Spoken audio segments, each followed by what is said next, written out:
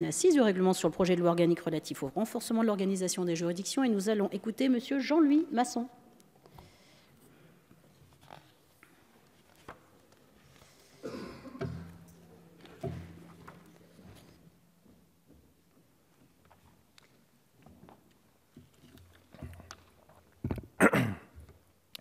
Merci Madame la Présidente, Madame la Ministre, Madame la Présidente de la Commission des lois, qui s'est absentée momentanément, Madame, Monsieur les rapporteurs Laetitia Avia et Didier Paris, dont je salue, comme l'a fait la garde des Sceaux, le travail qui a été accompli et les discussions respectueuses qui ont été les nôtres, même si je ne partage ni vos conclusions, ni bien souvent les réponses à nos interpellations. Mes chers collègues, ce projet de loi organique met en œuvre au niveau statutaire les réformes de l'organisation judiciaire engagées dans le cadre du projet de loi ordinaire, notamment sur la fusion des tribunaux d'instance dans les tribunaux de grande instance et sur la création en entité expérimentale d'un tribunal criminel départemental. Notre groupe s'oppose à ce projet de loi organique parce qu'il s'oppose fermement à votre projet global de réforme de la justice. Avec ce projet, Madame la Ministre, quel objectif poursuivez-vous ? Vous nous promettez, je vous cite, de construire une justice plus lisible, plus accessible, plus simple et plus efficace. Ces propos relents technocratiques, vous nous les avez martelés pendant des mois. Bien naïf celui qui aurait espéré que vous imaginez tout simplement une justice plus juste, c'est-à-dire une justice mise dans les conditions de dire le droit plus clairement, plus rapidement, et de s'assurer fermement de la mise en œuvre de ces jugements. A priori, il peut s'agir de nuances, en réalité, c'est une différence de nature. Vos objectifs peuvent être atteints avec une approche technique, c'est d'ailleurs ce que vous faites. Ce que je désigne nécessite une approche politique, une approche humaine, une réflexion de fond et des projets d'une stature nettement différente, peut-être plus élevée. La démarche diffère aussi par sa logique, son point de départ met à égalité la vision des spécialistes et les attentes citoyennes. Elle vise ensuite à accorder les unes aux autres et non à imposer les premières, faisant fi du sentiment citoyen.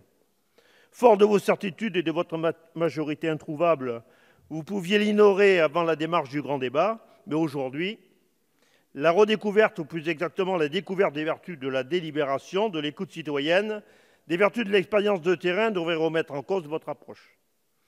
C'est cela, ou alors vous illustrez par avance que ce grand débat est une manœuvre dilatoire. Je vous ai posé une question en deuxième lecture. Vous demandez-vous ce qu'attendent nos citoyens de leur justice? Telle est la vraie question. Vous l'êtes-vous posé?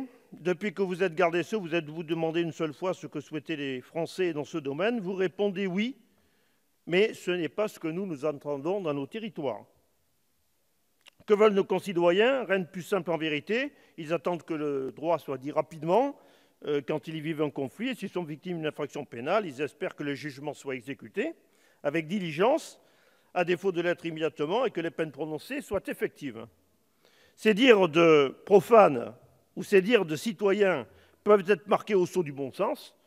Or, le bon sens n'est pas un intrus dans la matière juridique, il me paraît même un vecteur intéressant en ce qui concerne la simplicité.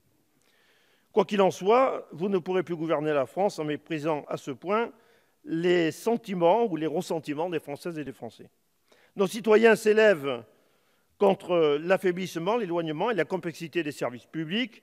Or, vous en conviendrez, la justice n'est pas un service public comme les autres. C'est une compétence régalienne. C'est un devoir d'État envers nos concitoyens. C'est la contrepartie élémentaire de la soumission citoyenne aux lois. Madame la ministre, votre projet n'est pas en adéquation avec ces attentes. Deux séries d'indices étayent ce constat. D'abord, l'ensemble des professionnels du droit réagissent mal. Quand magistrats, avocats, greffiers, plus discrètement les policiers se prononcent en chœur contre, vous ne pouvez pas invoquer la résistance corporatiste. Si leurs approches divergent, ce qui les unit fondamentalement, c'est leur attachement viscéral à la justice de notre pays. Aussi, quand leur cri est unanime, c'est que les choses ne vont pas dans le bon sens, vous ne pouvez l'ignorer. Vous le vivez à chacun de vos déplacements, vous l'avez vécu vendredi matin à Toulon. Je m'excuse de ne pas avoir pu vous accompagner, mais j'étais ici, Madame la Ministre. Vous ne pouvez plus vous déplacer sans être assuré de vous retrouver face à un comité d'accueil, pas toujours ce qui s'est passé à l'extérieur du tribunal. Je fais référence à ce que... Oui, madame, c'est à cela que je fais référence. C'est un signe qui ne trompe pas de défiance des citoyens à l'égard du gouvernement. Ensuite, lorsque l'ensemble des groupes d'opposition, dans leur diversité politique, comme cela a été mentionné par quelques-uns de mes collègues, clament à l'unisson que les projets ne sont pas en adéquation avec les attentes, cela devrait vous alerter.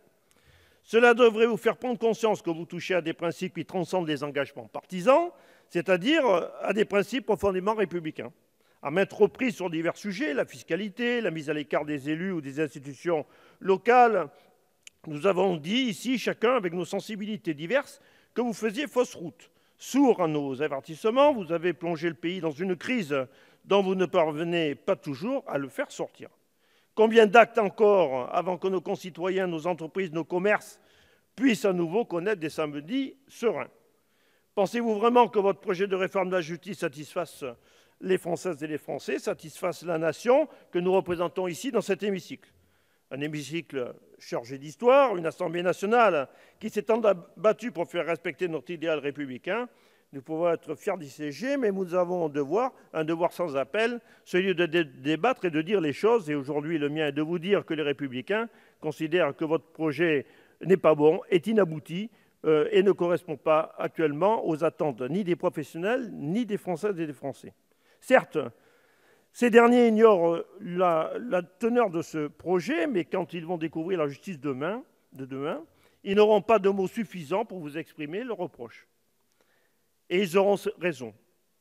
Mon collègue Antoine Savigny a parfaitement développé le fond, et ces travers est inacceptable dans la motion précédente.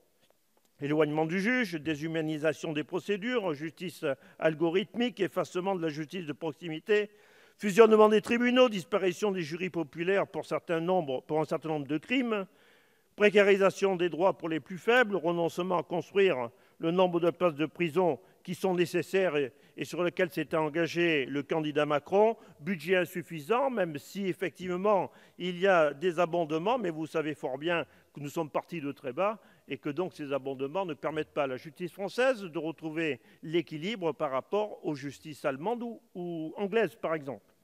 Or, je vous rappelle que l'éloignement crée la défiance, la précarisation engendre le sentiment inégalitaire, les renoncements de moyens dans l'univers carcéral galvanisent le sentiment d'impunité pour les coupables et d'injustice pour les victimes.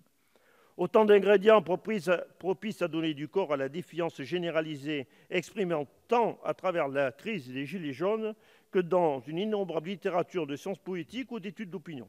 Madame la ministre, votre projet de réforme est soumis, on vous l'a dit par ailleurs, à la volonté de Bercy. Si cela peut vous satisfaire, c'est que vous n'en mesurez pas la portée. Il peut satisfaire les plus aisés comme il peut satisfaire les voyous, mais jamais il ne satisfera les Français. Or, notre devoir et notre honneur sont de les représenter. Sinon, c'est la question même de notre régime parlementaire qui se pose. Devons-nous changer de république quand nous n'avons plus suffisamment de courage pour faire vivre la nôtre? Si la surdité et l'aveuglement perdurent tant dans l'exécutif que dans les rangs de la majorité parlementaire, quelle crédibilité peut avoir le grand débat lancé depuis un mois, celui de bluffer la nation? Point d'interrogation.